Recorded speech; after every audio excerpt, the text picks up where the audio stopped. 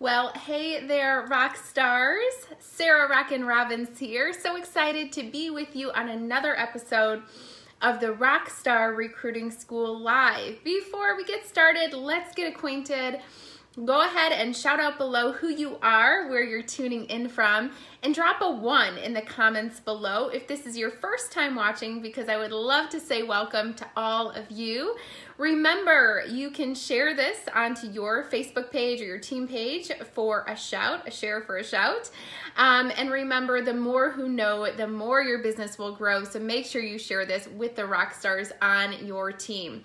So excited to be here live with you guys today as we talk about what it takes to be a winner in your network marketing business. Who's excited about this topic? Go ahead and drop a heart in the comment below, because I know that you're here because you want to win. Who am I? I am Sarah Robbins. I am the author of the best-selling book, Rock Your Network Marketing Business, creator of the CD series, the Rockstar Recruiting School, my new one for leaders, the Masterclass Edition. You can find them on Amazon or on my site at sarahrobbins.com. Today I'm going to talk to you about a very important topic that I am super pumped, can you tell, to share with you live today. And it's going to be talking about how to be a winner. I want you to write this down, or you can type it below if you need to give yourself a little extra accountability here, because that's what we're going to be talking about. Winners accept responsibility, and they also find accountability. Write that down. Winners accept responsibility, and they also find accountability. So recently I was inspired by a story. And as I start, I want to give this disclaimer. It was just a correspondence and communication between two people that I have a deep amount of respect and admiration for.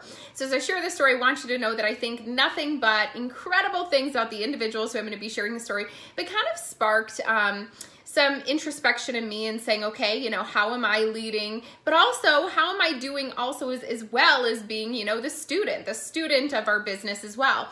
You know, we find ourselves in this unique position. We're all sponsored by somebody in the business, but we're all leading people in the business if we're building a team. And it's a really interesting dynamic. I always say that I am super happy that my sponsor happens to be my mom, because it takes a lot of that ego and all of that crazy crud that we deal with, you know, all of the strange dynamics out of it. Because I'm like, man, the harder I work, the more I bless my mom. Now, I hope that that is all of your mentality too, that you have the heart to, you know, work hard, because not only does it bless your family, but it blesses other people too. So I love that. But anyways, okay, so there was this exchange the other day, and I kind of watched it happen. And, you know, it was basically just somebody sharing their heart and saying, you know, I feel like I'm not getting the support that I need, you know, in the business. And the person that was being, you know, reached out to then replied and said, well, man, you know, I'm so glad you reached out, but here are all the ways that I make myself available. I really need you to be clear on what more support I can provide to you, because, you know, a lot of times resentment comes in when there's unmet expectations, but the unmet expectations come from unsaid, unspoken expectations. So they opened up the door and said, hey, let's communicate, let's collaborate, tell me what more you need. But I also want to make sure that you're plugging into what I'm making available too. So I started to think about myself as the leader. You know, what type of support am I providing to my team? But also as the learner, am I accepting responsibility for my success? And am I finding the accountability that I need that doesn't always have to come from my upline? Can I get an amen? Drop an amen in the comments below. Okay, if you lead a team, then I should be getting lots of amens, right? So I want to talk to you a little bit about that today. Accepting responsibility and finding accountability. Now, first and foremost, you've heard me say, if you've watched me train for any length of time, I'm not responsible. I think I say this in my book. I'm not responsible for people's success or failure, but I am responsible to get them off to a great start. Hey, Jennifer Furness, I love you. Okay, so I'm going to say it again. I'm not responsible for people's success or failure, but I am responsible to get them off to a great start. So let me explain, okay?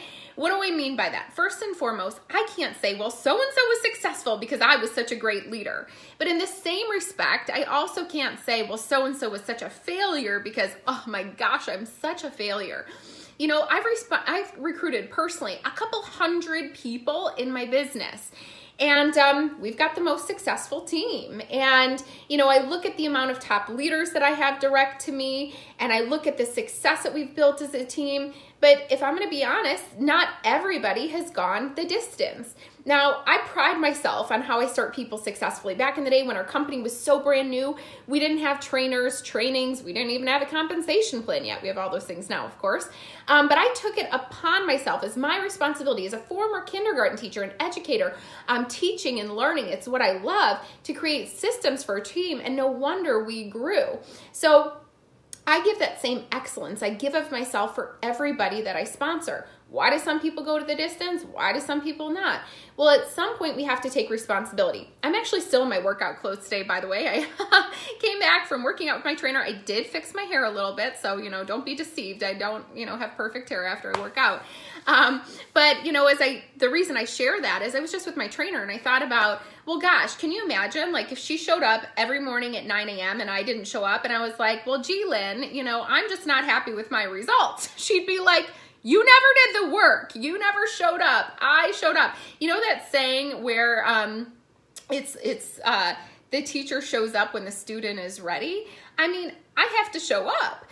So, you know, it's all about taking that responsibility. So now here's the thing. I did say we are responsible to give people a strong start. So what might that look like? Because again, there is a responsibility there that when I start somebody, they're trusting me in their business. And so those first 30 days are really important. So when I focus on getting somebody off to a strong start during their first 30 days, these are things that I recommend that you really work on, that you push through. And I detail them very well in my book if you need some support in these areas. But the first thing is I make sure that I launch them virtually and locally, just because, you know, nowadays not everybody can come live, but people also have friends out of state. So shout out to my new business partner, Jennifer. Whoop, whoop. We just did her launch on yesterday, actually. And she had all of her friends over locally. She lives in another state. So I streamed in virtually. We just leveraged Zoom, but you could do FaceTime, you could do Skype, whatever. But I like the Zoom platform because it has an option where I can actually stream the presentation into a Facebook group. So for her people that were out of state, they could watch. We did a 1 o'clock start time for people to arrive and a 1:30 presentation time, so they could be sitting down and we could tell the people online, be ready to watch at 1:30. And I just streamed what we were doing together for her crowd into a Facebook group. And that's where she had all of her guests that couldn't make it, or people that were long distance watching as well. So we did that launch event, and she thanked me later and she said, thank you for pushing me to do that. It was so out of my comfort zone, but it was one of the best things that I did, and it opened the door to many great conversations about the business.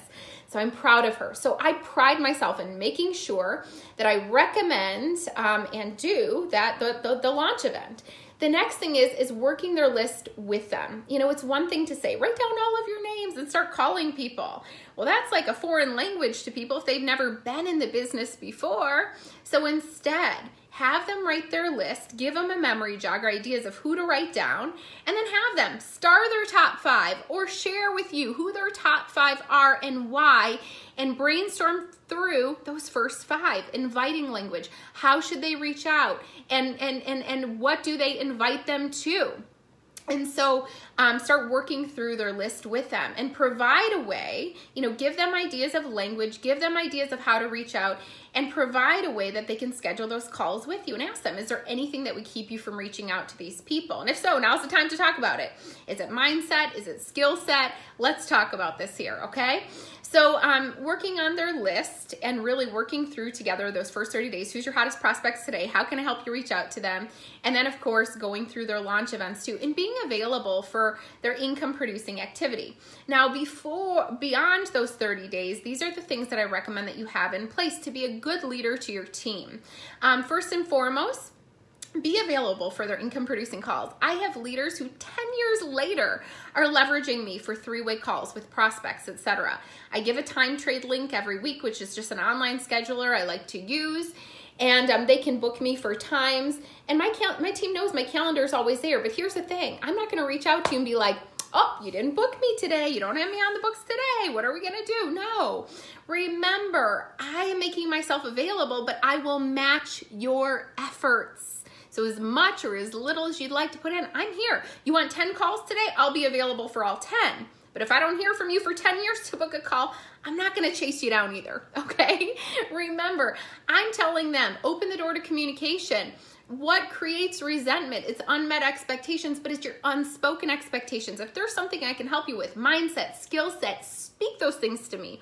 I will work through them with you, but I will be available for your income producing activity and to match your effort, but I'm not going to chase you down to do your business. I'm not going to chase you down to show up at the gym, right?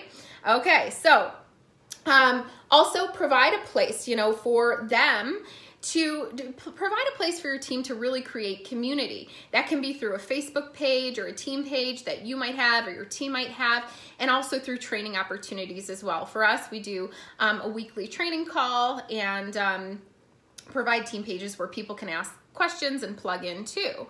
But here's the thing, guys. You have to plug in. So now I'm turning it to you. I just talked to you as the leader. Now let me speak to you as the student.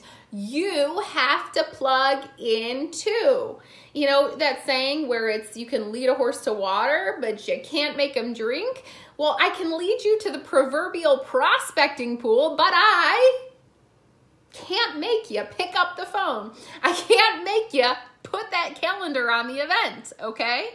So I want you, as we're talking about leading a horse to water, I want you to be a stallion in your business. Have a stallion mindset.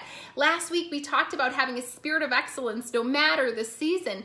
Take responsibility. Find accountability. Plug into your sponsor. How do you get the most out of that relationship? Make them work for you. Man, if you're on my team and I'm looking and I'm thinking, man, you've got 10 calls for me today. I'm like, you go, girl. And then right, that you're working hard and you're putting me to work. I'm working hard for you too. It creates a really great working relationship. When people are like, the business is not working, I'm like, is a business not working or are you not working? It's network marketing, not net lazy marketing. Man, I'm putting it on some of you guys today. You're going to have to go and say, all right, I'm taking it in, right? But I'm talking to you as the teacher and I'm talking to you as the student as well. Okay, am I putting the right things in place for my team so they can't say I wasn't available, right? They can't say I wasn't available because I was available. But then as the student, right? Are we taking responsibility for our success? Are we plugging into the things that have been put in place for us by our company, by our upline, by our sponsor? And then as well, are we finding accountability? One of the biggest things that I recommend is that you guys find accountability outside of your sponsor. Because here's the thing, it is a different relationship. It is a different dynamic. It's just the way it is. But also too, they might be working at a different level, a different pace, or whatever the case may be. And for whatever reason, when I work with some of my leaders, it's almost like they're like, it's like, I feel like I owe you something or whatever, it's just a different dynamic. I don't know how to explain it, but here's the thing. Find somebody who's working at your level. Find someone who's working towards some of the same goals and be accountable to one another. The best thing is if it's not your sponsor, you're learning something different. If you're learning from your sponsor all the time, you're going to learn one thing. Why not find a sideline sister or brother, a power partner who's on a different team so you can start to exchange some information and ideas with them so you can hold one another accountable and not have that, interesting dynamic of it being your sponsor. But here's the thing, be a good accountability partner. How do you do it? A weekly check-in. But you've got to agree, no negative Nelly stuff. The business is hard enough. The tough stuff in this business, it's right here. It's what's in between the ears, okay? So no negative Nelly stuff. We're going to encourage one another. We're going to collaborate. It's going to be solution oriented. Like, who's your hottest prospects today? How can I help you to reach out to them? How can I help you to close them? What things are you working on? Mindset, skill set. How can we support one another and be a source of encouragement as well? So keep in mind, leaders and aspiring leaders, you're all here because you want to be a leader. Winners are ones who take responsibility and they say, I'm going to plug into whatever's being offered to me. If it's not my sponsor, I'm going to keep going upline until I find it, and I'm going to plug in and I'm going to keep them busy. Not time wasting stuff, but with income producing stuff, calls, closing calls, events, etc. Keep their calendars full. And then they find accountability and they say, you know what, I'm also gonna find somebody outside of my upline that I'm gonna start working with and collaborating with and cheering on one another and hold each other accountable and responsible as well. When you do that, guys, you have the ability to build a winning team. Does that make sense? Give me a yes below if you could resonate. And if you haven't been doing this, don't be hard on yourself. Just simply say, okay, this is where I start day one. It's time for a new beginning. Guys, if you need a good beginning for your business, keep in mind I've got lots of great language tips and systems. If you need a good system for your team, whether it's one or 101 or hundreds of thousands in one, you can find it in my book, Rock Your Network Marketing Business. Go ahead and share this with the rock stars on your team, guys. I hope you have a great week, and God bless, and goodbye for now. Rock on, rock stars.